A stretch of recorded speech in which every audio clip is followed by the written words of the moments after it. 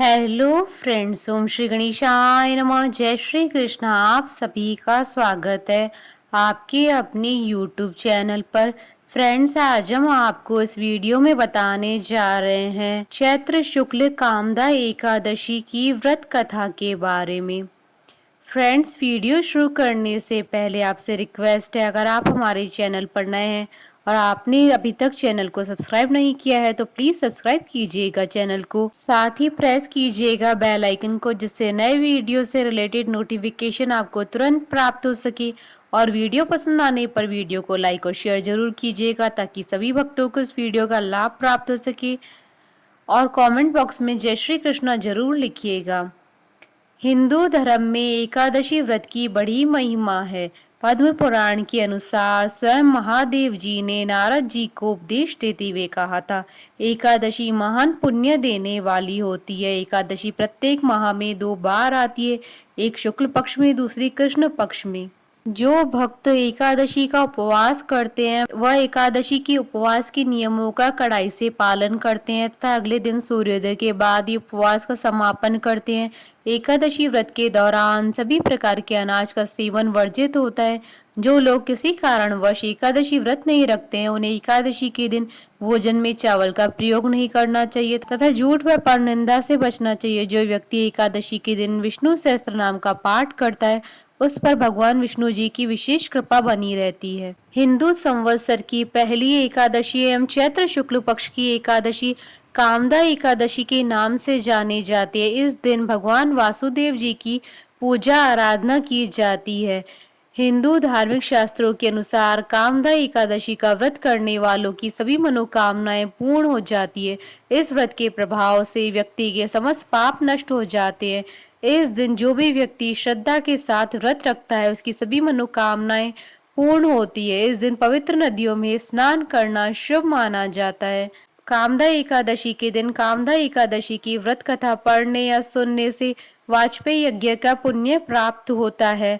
इस एकादशी का उल्लेख विष्णु पुराण में भी किया गया है। इस व्रत को करने से जीवन की सभी समस्याओं का समाधान हो जाता है। इस साल कामदा एकादशी 23 अप्रैल 2021 शुक्रवार के दिन है। सभी मनोकामनाओं को पूर्ण करने के कारण इस एकादशी को फलदा एकादशी के नाम से भी जाना जाता है। फ्रेंड्स, अब आइए आरंभ करें कामदा एकादशी की व्रत कथा।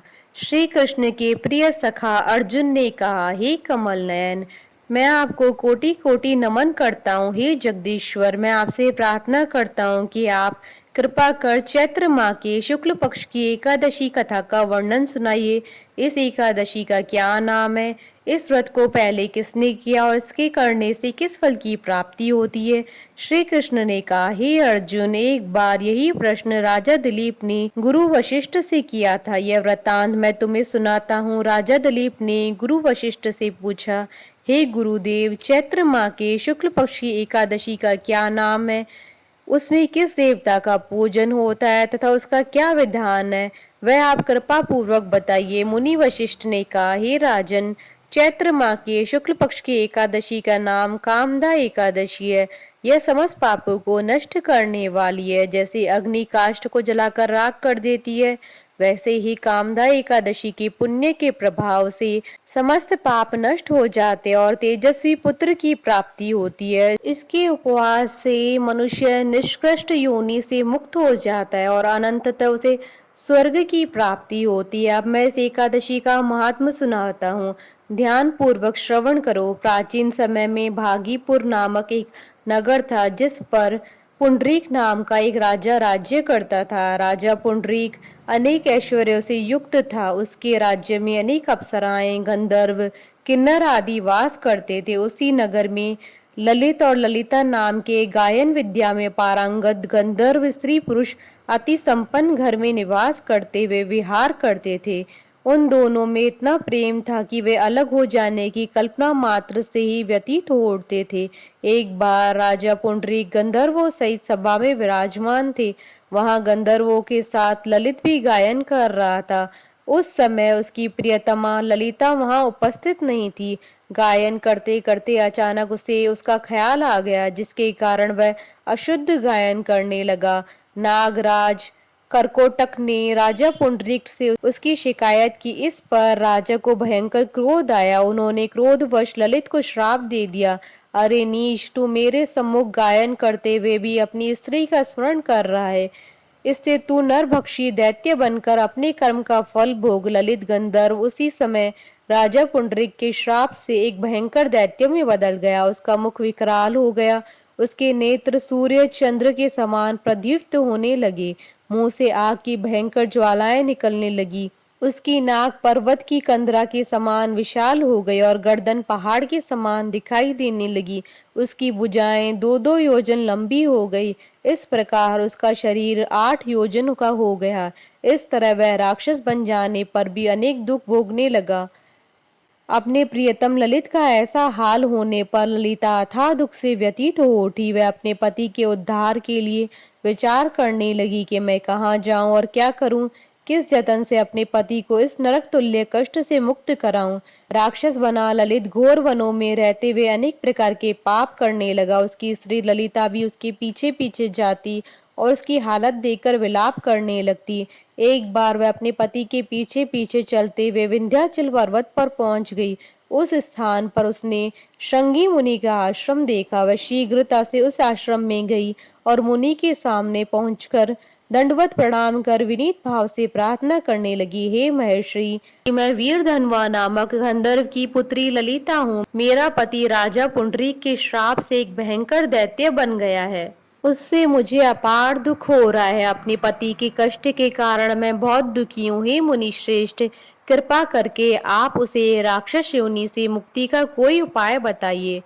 समस्त वृतांत सुनकर मुनि श्रृंगी ने कहा, हे पुत्री, चैत्र माह के शुक्ल पक्ष की एकादशी का नाम कामदा एकादशी है। उसके व्रत करने से प्राणी के सभी मनोरथ शीघ्र ही पूर्ण हो जाते हैं।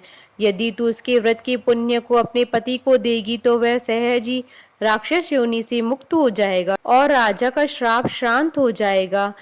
ऋषि के कहे अनुसार ललिता ने श्रद्धा पूर्वक व्रत किया और द्वादशी के दिन ब्राह्मणों के समक्ष अपने व्रत का फल अपने पति को दे दिया और ईश्वर से प्रार्थना करने लगी, हे प्रभु, मैंने जो भी उपवास किया है उसका फल मेरे पति देव को मिले, जिससे उसकी राक्षस योनि से शीघ्र मुक्ति हो।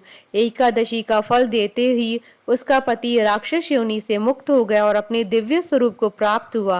वह अनेक सुंदर वस्त्रों तथा आभूषणों से अलंकृत पहले की भांति ललिता के साथ विहार करने लगा।